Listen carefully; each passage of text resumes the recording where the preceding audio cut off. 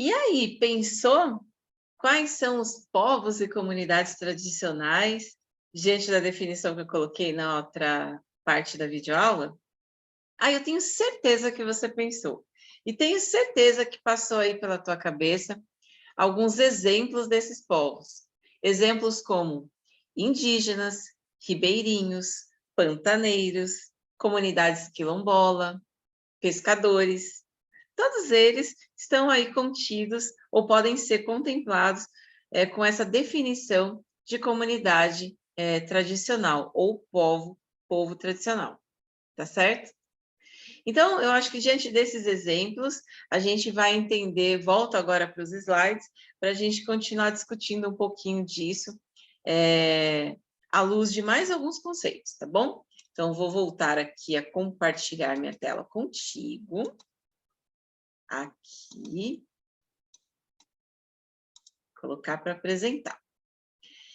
Então, eu estava dizendo, né, no final da última parte da aula, da videoaula, que aqui no Brasil os povos e comunidades tradicionais, eles são definidos em lei, né, que é o decreto número 6.049 de 2007.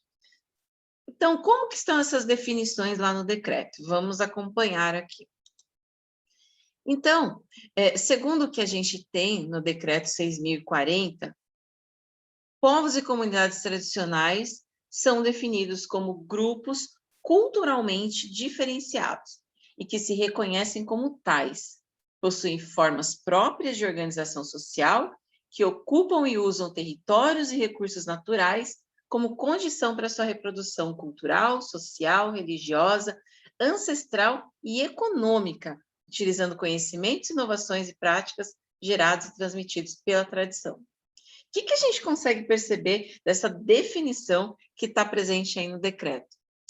A gente consegue perceber que os povos e comunidades tradicionais, eles vão se estabelecendo através da cultura que é produzida e reproduzida no meio das pessoas que vivem nessas comunidades ao longo do tempo. Então, essa cultura é composta por vários elementos, né? São citados aqui elementos visíveis como a questão cultural, social, religiosa, ancestral e econômica, mas existem ali vários artefatos que vão mostrando para a gente como que essa cultura ela está estabelecida. Só que muitas vezes, né, a gente não consegue, por não ser participantes destas, ou membros dessas comunidades e povos tradicionais, a gente não consegue, muitas vezes, entender o que significa cada um daqueles gestos, daqueles símbolos, daqueles objetos. E muitas vezes a gente pode se perguntar, mas para que isso? O que é isso, né? E isso, né, que a gente, de repente, tem dúvida sobre aquilo que a gente tem dúvida, é justamente integra esse conjunto de artefatos, né, de símbolos, muitas vezes visíveis, outros não tão visíveis ou perceptíveis, mas que caracterizam um povo ou uma comunidade tradicional. E aí, como a definição coloca para a gente, essas características dão para nós a dimensão de quão diferenciado é este grupo de pessoas, de como que ele é característico, específico, e que esta especificidade faz com que haja uma identidade, uma identificação muito forte entre todos os membros que estão lá, né? Então, acho que essa definição que está presente na lei é uma definição mais, digamos, enxuta do que aquela que a gente viu anteriormente, na outra parte do vídeo, mas eu acho muito interessante a partir do momento em que você tem o reconhecimento, né, da cultura desses povos e comunidades como, de fato, o elemento que os define, né? Mas não é só a definição de povos e comunidades tradicionais que a gente tem na lei, não. Então, vamos entrar mais um pouquinho aí nela. Outra definição bastante importante que nós temos no decreto, e que é uma das temáticas aí da nossa aula de hoje, é justamente a definição de territórios tradicionais, né? A noção de território.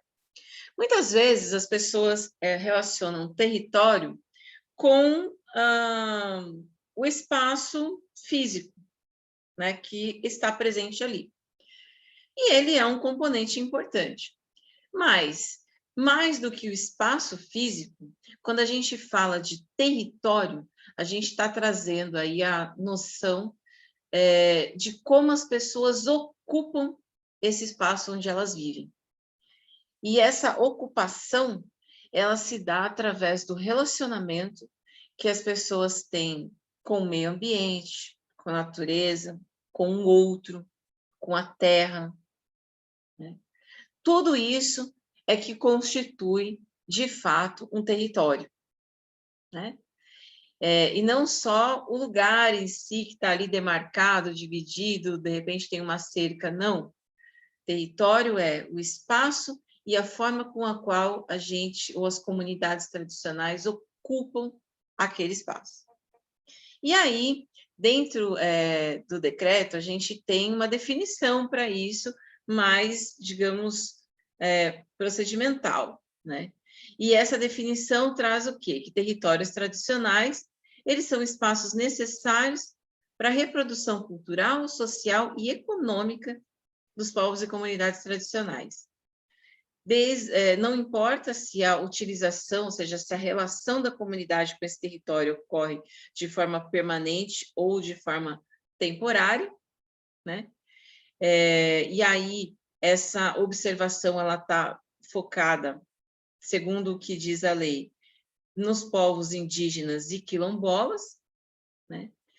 Em outros povos que tenham essa relação de ocupação do território de forma transitória.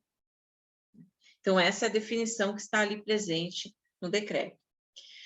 E aí, nela, quando a gente pega ali no comecinho, né, que possibilite a reprodução cultural, social e econômica dos povos e comunidades que ocupam, é justamente isso que eu falei antes, né?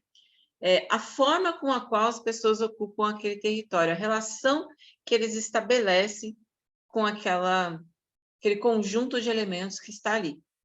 Terra, fauna, flora, recursos minerais e assim por diante. Tá? Mas, além da definição de povos e territórios tradicionais, ou dessas definições, tem mais uma definição muito importante que está incluída nesse conjunto, né? E essa definição é o que a gente entende que caracteriza um povo tradicional. Dentro do que a gente estudou no texto que foi recomendado para leitura, né, uma das principais características de um povo, de uma comunidade tradicional, está na sua relação com os territórios. Então, como que são construídas a cultura, a história, a memória e as tradições desses povos, e como essa cultura, história, memória e tradições são manifestadas. E isso tudo está inserido ali no conceito de território também, tá? Então, dentro dessa ideia, você tem que essas relações, elas suplantam as questões econômicas, por exemplo. Então, mais do que as questões econômicas, você tem ali a identidade, a cultura daquele povo como principal expoente e como principal objetivo, né, da comunidade, tá certo? E além dessa relação, uma questão importante que caracteriza o povo ou comunidade tradicional é a questão do desenvolvimento sustentável, mas essa característica ela já é dada pelo decreto. Então, como que a legislação enxerga essa relação? Enxerga que os povos e comunidades tradicionais eles desenvolvem um comportamento de desenvolvimento sustentável, ou seja, do uso equilibrado de recursos naturais, voltado para a melhoria da qualidade de vida das pessoas, e que garante a qualidade de vida das gerações futuras, né? Então, usar de forma racional os recursos naturais para que hoje a gente tenha uma qualidade de vida bacana e que as próximas gerações tenham também. Essa é a compreensão que está ali no decreto. E quando a gente tira um pouco isso da lei e relaciona com os povos e comunidades tradicionais, a gente pode colocar aí vários elementos que fazem parte da cultura destes povos e comunidades. Então, uma coisa interessante que a gente vai observar e que tem relação direta com essa questão que a lei chama de desenvolvimento sustentável, é a relação que essas comunidades têm com a natureza, né? Então, até como eu disse no slide anterior, né, que o texto também mostra para a gente, mais do que as questões econômicas, estão ali as tradições, as relações culturais, tudo aquilo que a gente que caracteriza as comunidades. Então, em outras palavras, quando uma comunidade, um povo tradicional, está ali interagindo com o meio ambiente, essa interação acontece de uma forma diferenciada, que inclui valores como o respeito, a própria espiritualidade, está tudo ali envolvido na relação com o meio ambiente. Então, é uma forma diferenciada de ver essa, digamos assim, ação do homem na natureza, né? E que é específica dos povos e comunidades tradicionais, né? E que a lei está chamando de desenvolvimento sustentável, mas que eu acho que pode ser entendida até sobre esse outro prisma mesmo da conexão que essas pessoas têm com o meio onde elas vivem, né? Eu acho que essa é uma característica muito importante para a gente lembrar aí, tá certo? E aí, nesse sentido, deixa eu tirar aqui a minha...